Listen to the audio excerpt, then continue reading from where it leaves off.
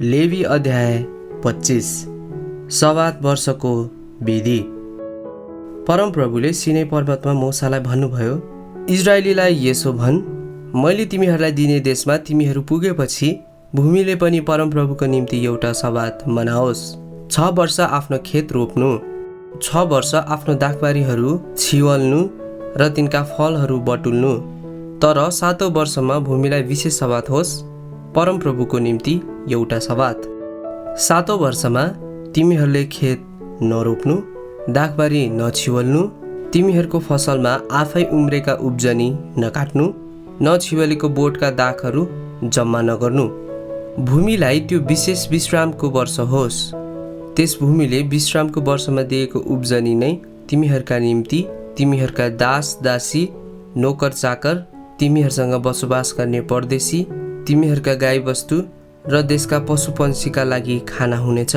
त्यस वर्षमा देशको सबै उब्जनी खाए पनि हुन्छ। पुनर्स्थापनाको वर्ष। तिमीहरूले आफ्नो लागि 7 सवातका वर्षहरू अर्थात् 7 गुणा 7 वर्ष गर्नु। तब 7 सवातको वर्ष अर्थात् 19 वर्ष हुनेछ। अनि 7औं महिनाको 10औं दिन चर्को बज्ने गरी तुरही बजाउन लगाउनु।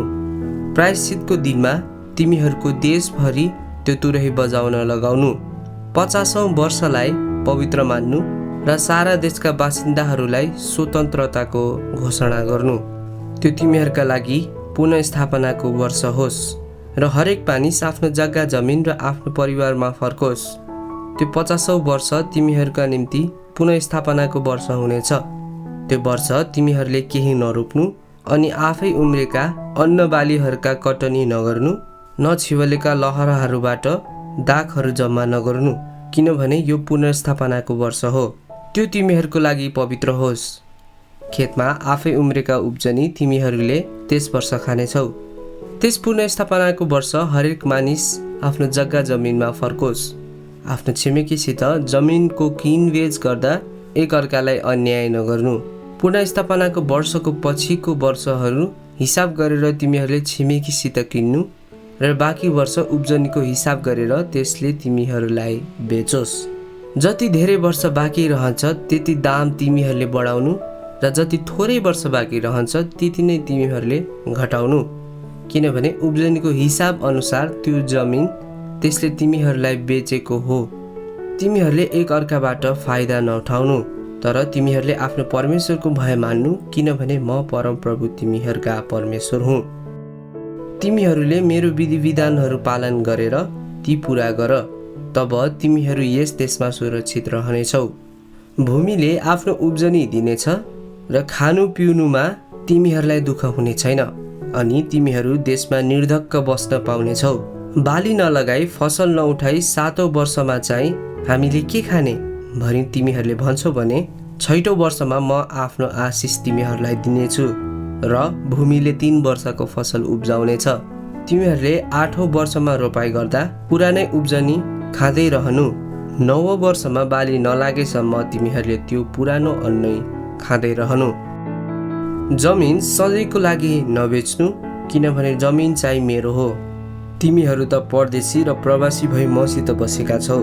तिमीहरूको अधिकारमा आएका जग्गा जमिन फेरि निखन्न दिनु। यदि गरिबीले गर्दा छिमेकीहरूमध्ये कसैले आफ्नो जग्गा जमिनको कुनै हिस्सा बेच्नु पर्यो भने त्यसको नजिकको आफन्त आएर त्यो निखनोस्।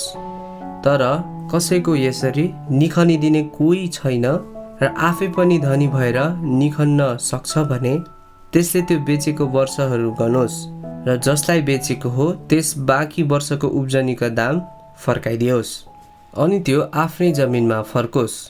तर आफैले उकास्ने त्यसको औकात पुगेन भने पुनर्स्थापनाको वर्षसम्म किन्नेकै हातमा त्यो जमिन रहनेछ अनि पुनर्स्थापनाको वर्षमा त्यो फिर्ता गरियोस्।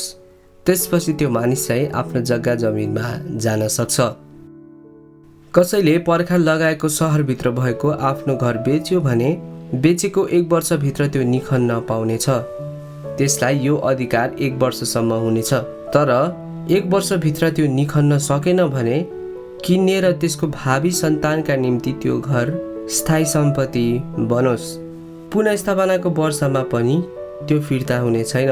तर पर्खालले नघेरिएका गाउँका घरहरू चाहिँ देशका अन्य जग्गा जमिन जस्तै ठान्नु, ती चाहिँ निखन्न सकिन्छ अनि पुनर्स्थापनाको वर्षमा फिर्ता गर्न सकिन्छ। लेवी कुलको अधिकारका आफ्नै सहरमा भएका घरहरू चाहिँ तिनीहरूले जुनै बेला पनि निखन्न सक्छन्। लेवी कुलको अधिकारमा भएको सहरहरूमा कुनै लेवीले आफैले बेचेर घर फिर्ता लिन सकेन भने पुनर्स्थापनाको वर्ष त्यसलाई फिर्ता गरियोस्, किनभने लेवीका सहरमा भएको घरहरू चाहिँ इजरायलमा तिनीहरूको पैतृक सम्पत्ति हुन्। तर तिनीहरूका सहर बाहिरका चरणहरू बेच्न पाइँदैन, किनभने ती तिनीहरूका स्थायी सम्पत्ति हुन्। यदि तिमीहरूका इजरायली दाजुभाइ मध्ये कोही अति गरिब भएर आफ्नो देखभाल गर्न सकेन भने तिमीहरूले नै परदेशी पाहुनालाई जस्तै गरी त्यसलाई सहायता दिनु कि त्यो तिमीहरूसित बसिरहन सकोस्। त्यसलाई ऋण दिँदा ब्याज वा नाफा नलिनु। तिमीहरूले आफ्नो परमेश्वरको भय मान्नु र तिमीहरूको दाजुभाइ तिमीहरूसितै बसिरहोस्।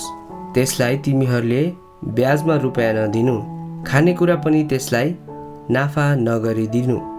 तिमीहरूलाई कनान देश दिन र तिमीहरूका परमेश्वर हुनलाई मिस्रबाट तिमीहरूलाई निकालेर ल्याउने म परमप्रभु तिमीहरूका परमेश्वर हुँ।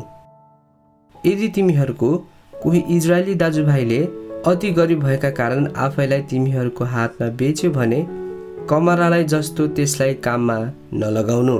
त्यो तिमीहरूसँग नोकर कि परदेशी पाहुना जस्तो भएर बसोस् र पुनर्स्थापनाको वर्षसम्म तिमीहरूसँग बसी त्यसले तिमीहरूको चाकरी गरोस्। त्यसपछि त्यो र त्यसका बालबच्चा तिमीहरूबाट छुटेर आफ्नो परिवार र जायजेथामा फर्कोस्, किनकि मैले मिस्रबाट निकालेर ल्याएका ती मेरा दास दासीहरू हुन्। तिनीहरू कमारा कमारी जस्तै नबेचिउन्। तिमीहरूले तिनीहरूमाथि कठोर व्यवहारले शासन नगर्नु, तर तिमीहरूका परमेश्वरको भय मान्नु। तिमीहरूका कमारा कमारी चाहिँ वरिपरिका जातिहरूबाटै किनेर ल्याउनु। तिमीहरूसँग बस्ने परदेशी र तिमीहरूका देशमा जन्मेका तिनीहरूका